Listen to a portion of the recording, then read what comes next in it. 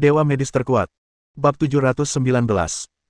Di sudut dadu, di tengah bintang-bintang yang ramai, kekosongan berkelebat, dan sosok cantik diam-diam muncul di aula. Dewa Perang, maafkan aku gagal. Setelah beberapa saat hening di udara, suara wanita yang sangat agung perlahan keluar. Berapa kali kamu dan dia melakukan gerakan? Aku malu karena aku bahkan tidak melakukan satu gerakan pun. Suasana kembali hening. Setelah beberapa lama, pihak lain akhirnya berbicara lagi. Seperti yang diharapkan, dia layak menjadi muridnya. Dewa Perang, besok dia akan pergi ke kuil Dewa Perang untuk menemui Dewa Perang. Dan dia baru saja membunuh seorang penguasa alam Dewa Agung. Aku yakin dia akan dikepung oleh semua orang besok, dan Dewa Perang mungkin tidak akan membiarkannya pergi. Apa yang kau tahu? Saat ini, kuil Perang Surga Penyegelan terus-menerus memprovokasi perbatasan Bima Sakti. Perang antara dua kuil perang besar itu hampir pecah, dan tanda-tandanya ada di depan mata kita.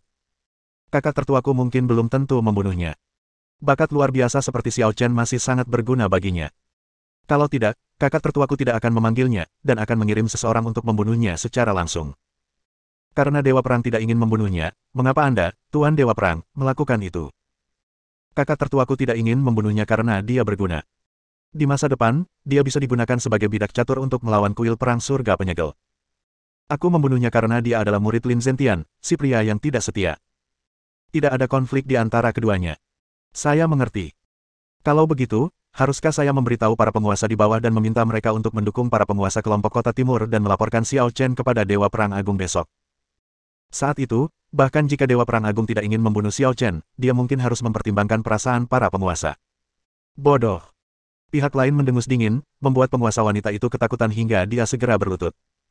Saya telah mengatakan sesuatu yang salah, mohon maafkan saya, Dewa Perang. Huff. Kalau bukan karena kamu sudah menjadi orang kepercayaanku selama bertahun-tahun, kalimat itu sudah cukup untuk membunuhmu tanpa tempat penguburan. Ingat, aku tidak akan pernah berurusan dengan kakak laki-lakiku, dan aku tidak akan pernah menggunakan kakak laki-lakiku untuk membunuh orang. Dia adalah dewa perang tertinggi di seluruh galaksi. Dia juga kakak laki-laki kandungku. Kamu harus selalu mengingat ini. Ya, aku tahu aku salah. Turunlah. Mulai sekarang, jangan panggil aku dewa perang lagi. Panggil saja aku putri. Seharusnya tidak ada dua dewa perang di Bima Sakti. Ya. Xiao Chen kembali memikirkannya sepanjang malam, tetapi dia masih tidak dapat mengetahui dari mana pembunuh ini berasal. Seharusnya tidak mungkin dia dari kuil Dewa Perang.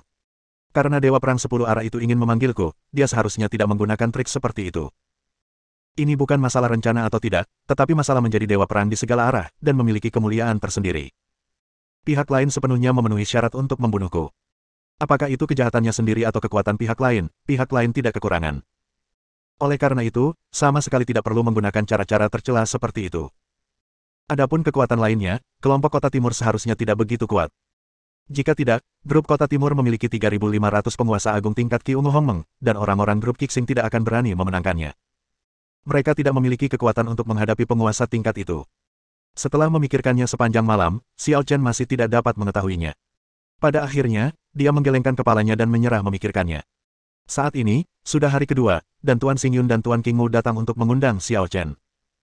Tuan Xiao, waktunya telah tiba. Hari ini adalah hari bagimu untuk bertemu dengan Dewa Perang di kuil Dewa Perang. Oke, tunjukkan jalan. Xiao Chen sudah berganti pakaian dengan pakaian yang dibawakan mereka berdua kemarin. Dia mengenakan gaun putih yang indah dengan hiasan benang emas, dan dia tampak sangat anggun. Kedua master itu mengenakan gaya pakaian yang serupa. Mereka semua harus mengenakan seragam tingkat master. Mengikuti mereka berdua, mereka tiba di kuil Dewa Perang. Kemanapun mereka lewat, bangunan-bangunannya megah dan mengesankan. Dibandingkan dengan kuil dominasi Xiao Chen, tidak diketahui berapa kali lebih kuat. Kuil Dewa Perang memang luar biasa. Adapun kuil Dewa Perang, bahkan lebih megah. Bangunan-bangunannya semuanya terbuat dari besi murni dari meteorit kosmik, dan pilar-pilar batunya terbuat dari batu roh giok putih kalsedon yang paling langka di alam semesta. Naga dan burung phoenix yang diukir di atasnya, dan permata yang bertatakan di atasnya semuanya adalah senjata ilahi. Dapat dikatakan bahwa barang apapun di sini sudah cukup untuk membuat para kaisar Dewa Puncak di luar sana bertarung untuk mendapatkannya.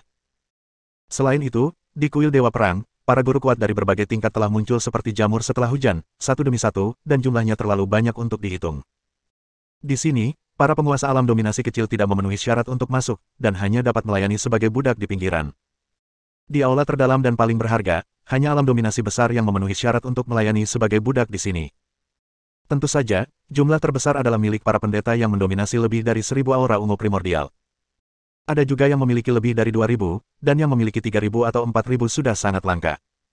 Dan Xiao Chen benar-benar melihat beberapa makhluk dengan 5.000 atau 6.000 Qi ungu primordial. Ketika mereka melihat Xiao Chen datang, wajah semua orang kurang lebih sedikit jelek. Dia adalah Xiao Chen. Kamu terlihat sangat muda. Huff. Jangan tertipu oleh usianya yang masih muda, dia cukup sombong. Konon katanya dia baru saja tiba di Dadu, dan dalam sekejap mata, dia sudah membunuh seorang penguasa alam penguasa agung. Saya juga mendengar sedikit tentang masalah ini. Itu adalah Master Dao Chang dari grup Kota Timur. Zizi, anak ini benar-benar orang yang kejam. Dia bahkan berani menyerang Master Dao Chang.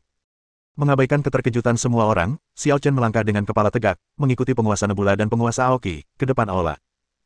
Pada saat ini, seorang master tua perlahan berjalan keluar dari belakang aula, dengan 7.000 aura ungu primordial. Setelah dia datang di depan semua orang, dia berteriak dengan suara tajam tapi mantap. Berlututlah untuk memberi salam kepada Dewa Perang. Setelah perintah diberikan, sebagian besar Lord berlutut. Di antara kerumunan, ada beberapa Lord Agung dengan 5 atau 6.000 Qi ungu primordial yang tidak berlutut. Tentu saja, ini juga termasuk Xiao Chen. Selamat datang di Lord God of War. Setelah dia selesai berbicara, beberapa sosok perlahan berjalan keluar dari belakang aula. Setiap sosok mengenakan jubah ungu tua dari awan yang mengambang.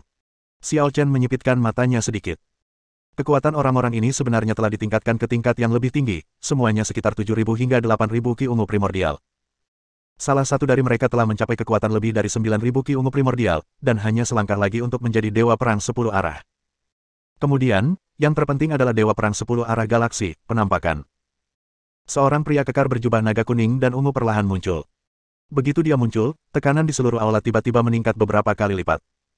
Bab 720. Temui Dewa Perang Galaksi. Beberapa orang berteriak serempak, suaranya tidak keras, tetapi bergema di seluruh aula.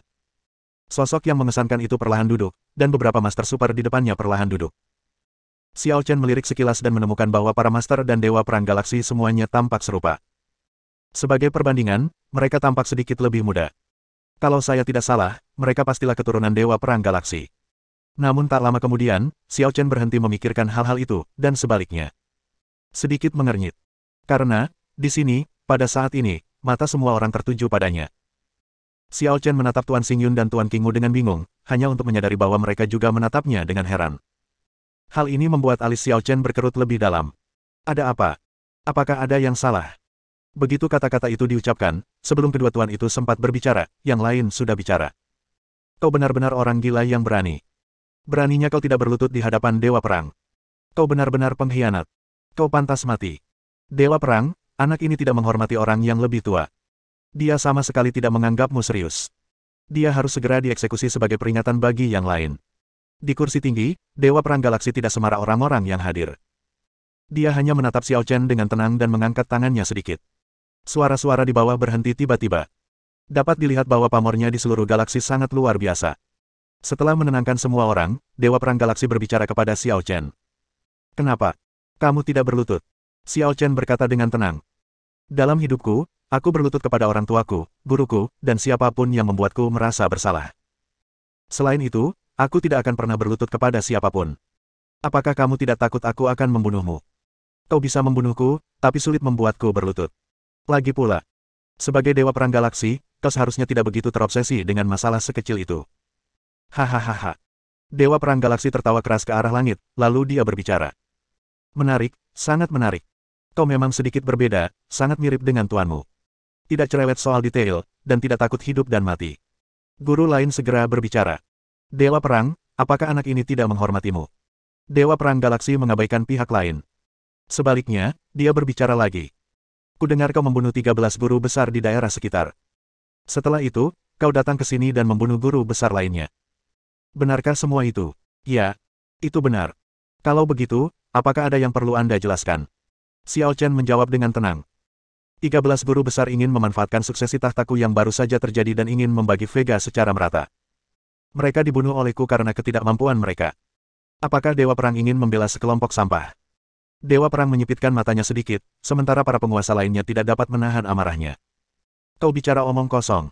Mereka menyerangmu karena kau membunuh penguasa alter. Xiao Chen sama sekali tidak takut. Dia mendengus dingin dan berkata, Alter membunuh saudara keduaku terlebih dahulu. Wajar saja jika aku membunuh mereka. Apa hubungannya dengan 13 penguasa galaksi? Mereka ingin menimbulkan masalah bagiku atas nama penghakiman. Mereka meminta kematian mereka sendiri. Apakah aku harus bersikap sopan kepada mereka? Omong kosong. Bahkan jika itu masalahnya, tidak apa-apa jika kamu melukai mereka dengan serius, tetapi mengapa kamu membunuh mereka dan sangat mengurangi efektivitas tempur galaksi kita? Jadi, jika seseorang datang ke rumahmu untuk membunuhmu, apakah kau akan berdiri di sana dan membiarkan mereka memukulmu? Mereka tidak memiliki keterampilan sepertiku, dan mereka mati di tanganku. Siapa yang bisa kau salahkan? Terlebih lagi, jangan lupa bahwa mereka mati di bait Tuhanku. Aku tidak membunuh mereka di bait Tuhan mereka. Bagaimana dengan Lord Dao Chang? Apa yang ingin Anda katakan tentang urusan Lord Dao Chang? Puan Dao Chang, itu karena putranya ingin melakukan sesuatu yang buruk kepada putriku. Dia pantas dibunuh olehku. Dia melahirkan seorang putra tetapi tidak tahu bagaimana mendidiknya dengan baik. Aku akan memberi putranya pelajaran dan memberinya bimbingan. Sayang sekali dia tidak bisa melakukannya sendiri. Apakah dia bisa menyalahkan saya? Kamu hanya membuat alasan. Entah itu omong kosong atau tidak, keadilan ada di hati rakyat. Siapa yang pertama kali menyerang? Saya yakin semua orang yang hadir mengetahuinya di dalam hati mereka. Saya tidak perlu membuang-buang kata lagi, bukan? Semua orang yang hadir tiba-tiba terdiam. Tanpa pilihan lain, semua orang hanya bisa meminta bantuan Dewa Perang 10 Penjuru.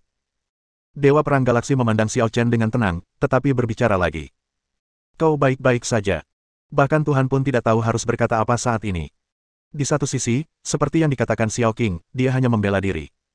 Di sisi lain, seperti yang dikatakan semua menteri, Xiao Chen memang melakukan kesalahan besar. Jadi, Xiao Qing, masalah ini disebabkan olehmu. Apakah kamu punya cara untuk menyelesaikan dilema saat ini? Tatapan mata Xiao Chen tetap acuh tak acuh seperti sebelumnya, dan dia berkata. Sederhana saja. Kalau mereka tidak patuh, biarkan saja mereka datang langsung kepadaku. Kalau kau bisa mengalahkanku, aku akan membiarkanmu melakukan apapun yang kau mau padaku. Kalau kau tidak bisa mengalahkanku, maka kalau kau mati di tanganku, kau tidak bisa menyalahkanku. Bagaimana caranya? Hanya beberapa kata sederhana saja membuat semua orang yang hadir bergetar seketika dan pupil mereka berbinar. Di antara mereka, ada banyak orang yang menginginkan kesempatan ini. Mereka sudah memikirkan cara untuk membunuh Xiao Chen. Xiao Chen benar-benar memberi mereka kesempatan besar. Dewa Perang, menurutku tidak apa-apa. Dewa Perang, menurutku hal ini juga bisa dilakukan. Tuanku Dewa Perang, aku juga ingin melihat kekuatan Xiao Chen. Semua orang membicarakan sesuatu, dan ada banyak pendapat yang berbeda. Mereka semua berharap bisa datang dan membunuh Xiao Chen segera. Sebaliknya, Dewa Perang Galaksi memiliki ekspresi yang tampak seperti senyuman. Xiao Chen, bagaimana menurutmu? Xiao Chen berbicara dengan tenang. Aku tidak peduli, dimanapun, berapapun jumlah orangnya, semuanya baik-baik saja. Baiklah. Karena Xiao Qing sangat berpikiran terbuka dan berani, jika aku tidak setuju, aku akan meremehkannya. Kalau begitu, biarkan Xiao Qing dan para bangsawan lainnya bertarung di alun-alun di luar istana. Kalian bisa menyelesaikan masalah di antara kalian sendiri. Terima kasih, Dewa Perang, atas bantuanmu. Xiao Chen, apakah kau berani mengikuti kami ke alun-alun di luar? Saya tidak keberatan. Baiklah. Kalau kau berani, ikutlah dengan kami. Setelah kata-kata itu diucapkan, semua bangsawan segera meninggalkan aula. Xiao Chen melirik Dewa Perang Galaksi, dan perasaan yang tak terlukiskan melintas di matanya. Dewa Perang ini membantunya, tetapi pada saat yang sama, dia juga mengujinya. Dia tidak menyerangnya secara langsung, dan dia juga menghindari kelompok pembangkit tenaga listrik teratas itu untuk menyerangnya. Dia jelas melindungi dirinya sendiri. Tetapi dia juga membuat dirinya bertarung melawan para pendeta di tingkat bawah, jelas ingin mengukur kekuatannya sendiri. Bersambung.